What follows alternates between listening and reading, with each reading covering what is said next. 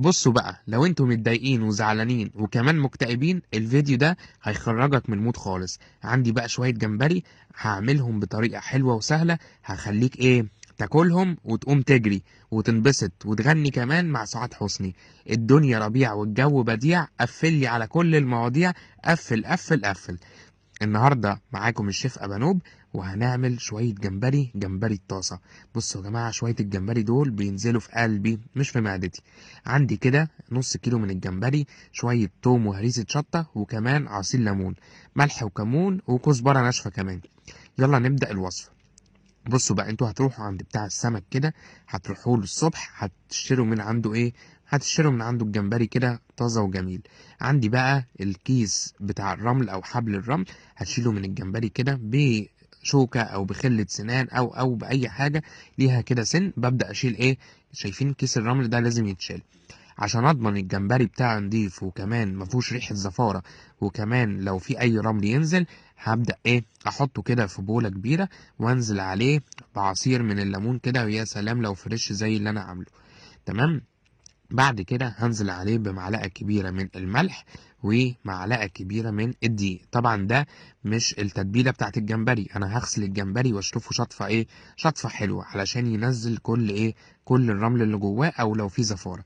تمام. حطيت بقى المية على الخلطة اللي انا عاملها دي، ابدأ كده اقلب الجمبري مع الملح والدقيق وكمان الليمون.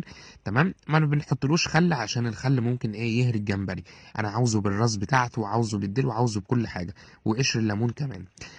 تمام. حطيت بقى الجمبري وسبته حوالي كده نص ساعة في محلول النقع ده، وغسلته وشطفته. شايفين شكله حلو وجميل ازاي؟ يلا بينا نحضر تتبيلتنا. عندي بقى طبق انزل بقى فيه باربع فصوص كبار من ايه، من الثوم. عايزين تكتروا توم كتروا، عاوزين تقللوا تمام. وعندي معلقه كبيره كده من هريسه الشطه. بصوا يا جماعه، دي انا عاملها لكم في فيديو قبل كده، ممكن ترجعوا تشوفوه. وبعد كده عندي معلقة من الملح، كمون وكمان بابريكا وكمان شوية من توابل السمك. تمام. وعندي برضو عصير كده ليمونة كاملة، هحطه على ايه، على التتبيلة بتاعتي. كده التتبيلة بتاعتي جاهزة اللي انا ايه، انزل عليها الجمبري بتاعنا. بصوا بقى، التتبيلة دي حلوة وممكن تستخدموها في حاجات كتير غير ايه، غير السمك. بعد كده ما قلبت التتبيلة بتاعتي، هبدأ اخد كده الجمبري اللي انا لسه منضفه ومصفيه، هبدأ انزله فين، هبدأ انزله على التتبيلة بتاعتي. شايفين بقى يا جماعة الجمبري بقى حلو وجميل، شكله ايه يتاكل اكل كده. بس انا مش هاكله ني، انا لازم ايه، لازم نسويه. بعد كده هبدأ كده اقلب يا جماعة الخلطة في الجمبري، وممكن اسيب كده الخلطة بتاع في الجمبري دي حوالي مثلا ساعتين يرتاحوا. عاوزين تعملوها الليلة كاملة يا سلام، تبقى احلى جمبري هتاكلوه بالخلطة. بعد كده بقى عندي السر، هو طاسة سخنة جدا، وانزل عليها بشوية من ايه، شوية من الزيت. تمام. الزيت بقى بتاعي سخن جدا سخن، هنزل بايه، هنزل بالجمبري اللي انا متبله بالثوم بقى والليمون وهرسة الشطة. بصوا، انا النهاردة في الفيديو ده مدلع الدنيا خالص، الميزانية النهاردة خربت يا جماعة.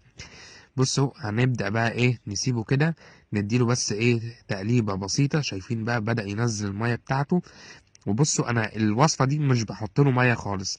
تمام. هو بقى ايه بينزل ميته ويشربها ويعمل لي كمان صوص، بيبقى طعمه حلو جدا. شايفين كمان لونه بدأ يبقى اورنج كده، لون برتقاني شويه. هو ده اللون اللي انا عاوز ايه، عاوز اسويه. ما بياخدش اكتر من 7 دقايق، من 7 ل10 دقايق على النار. اكتر من كده ما يبقاش حلو قوي، يبدأ ينشف كده. لكن انا عاوزه ايه بقى بالصوص ويبقى حلو وجميل. كمان ممكن تغطوه، بس انا ايه بحب كده ايه اقعد اقلب فيه شويه.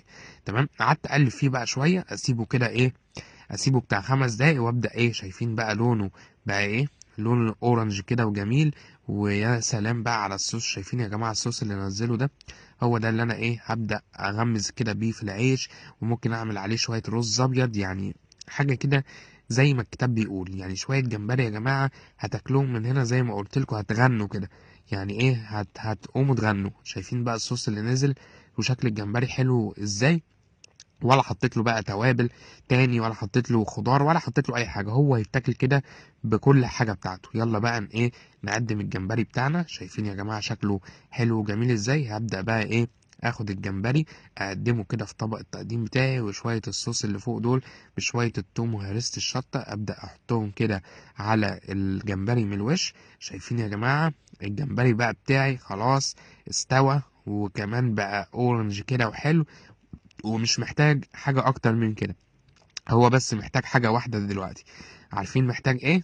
محتاجني انا طبعا، عشان ابدأ بقى ايه، افصصه واكله وادوقه واقول لكم كمان رأيي. يلا نبدأ ندوق الجمبري. هو ده طبق الجمبري المتين. طبعا الراس يا جماعة اوعوا ترموا الراس، الراس كده ايه، تتاخد تتمصمص شوية.